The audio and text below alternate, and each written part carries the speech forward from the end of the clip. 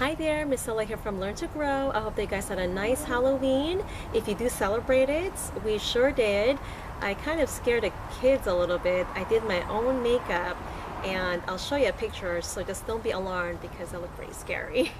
But anyways, what we're going to talk about today is when to harvest herbs and how to dry them and store them.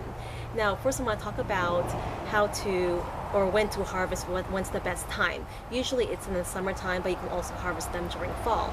But the best time is when you see flowers are about to open up or you have little blooms on your herbs about to flower. That's the best time to harvest your herbs for drying, because when it's about to flower, that's when it's got the most oils, and the oils is what comes out of the herbs. It's what evaporates in the air when you chop them up or tear them, and that's what you smell is the oils from the herbs. So the best time, if you catch it next season, or if you have any right now that are about to flower, you can go ahead and harvest them for drying. Also in the fall, obviously they might not be flowering anymore, but you can still harvest them for drying as well. So what we're doing, this method we're doing right now, that what I usually do is I hang them naturally. Now there's other ways to dry them. You can put them in an oven, or if you have a food dehydrator. And basil is a higher moisture herb, so it tends to mold easily, especially when you're drying them naturally. So also mint is a high moisture herb, as well as tarragon. But anything else like oregano, parsley, rosemary, thyme, those are great for hanging to dry, and that should be all right. So anyways, what I'm going to be doing is, you can, if you have any twine, I'm using dental floss. You can use any string you want, and these are cheap, so again for like $1, so I keep this handy for drying my herbs. And what you want to do is, my rosemary's actually I'm almost out of rosemaries, but you want to take out the older leaves. Okay, these are the older ones, so they don't have as much oils in them. They're dry, they're a little bit more dried out. So you want to take out the bottom leaves, and you'll just tie this, together, little bunch, and you can make your bunches. You can have as many as maybe 5 to 7 bunches of herbs that you're going to hang to dry.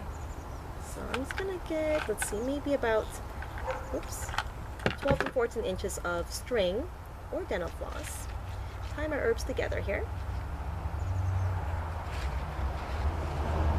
And you can actually just can hang this up somewhere in a dark place away from the sun. So you want to make sure there's good air circulation or ventilation, so that way it won't get moldy, it'll dry naturally. And the reason why you want to keep it out of the sun is because the sun can alter the aroma. It could affect the smell. Ooh, it's really strong.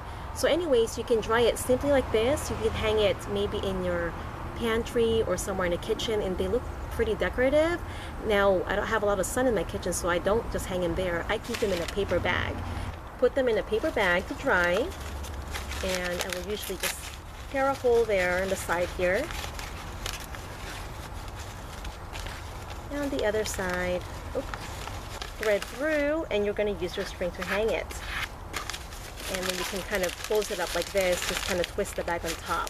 So the reason why I keep mine in the bag is it keeps it from getting dusty and any debris getting on my herbs while it's drying. And you want to cut plenty of holes for ventilation. That way your herbs don't get moldy inside the bag.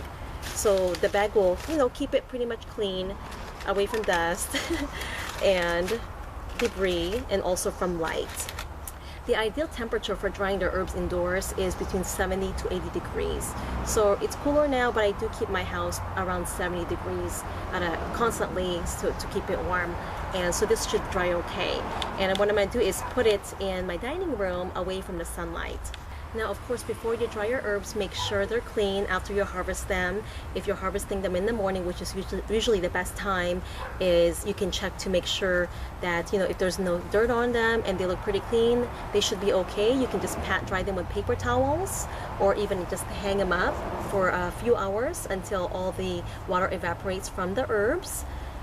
Now, if there's some dirt, or dust on your herbs, you want to make sure you wash them thoroughly in cool water, and then you pat dry them again with a paper towel before you dry them. Now we're gonna head inside and I'm gonna show you a couple of the herbs that I dried about, I think, 4 weeks ago. Now the process of drying herbs, it'll take you between 2 to 4 weeks, depending on how warm it is in your room or pantry, wherever you're drying your herbs. Okay, so here's the herbs in my dining room. And just wanted to show you a couple of these bags we're going to open up right now and check to see how they're doing. It's been at least 4 weeks since I dried the parsley here and the rosemary.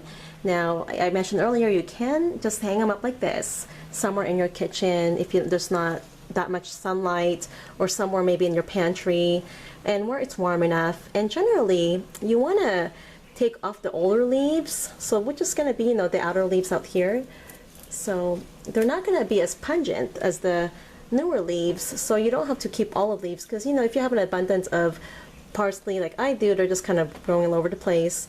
These ones, the bigger leaves, you don't really need. So just dry the younger leaves so you get the most aroma. And when you're drying your herbs in the paper bag, you want to make sure there's enough room in the bag. So maybe just gather 3 to 5 stems of herb to dry, and make sure the leaves are not touching the bag, because you want enough air to circulate in there for ventilation. So I just opened up these bags of herbs and they smell terrific. So I'm going to show you the rosemary here, and here's the parsley. Now when you're storing them, you don't want to crush the leaves yet. You want to wait till you use it right before you use them. That way it does not lose its aroma. So, and I would try to store them in a glass jar with a tight-fitting lid, or even a plastic storage container, just like this. And as you use them, that's when you take little pieces and you can crush those. Same thing with the parsley. You want to do the same thing. So store in a airtight container. You can use the thicker Ziploc bags, the freezer bags. Those work okay too.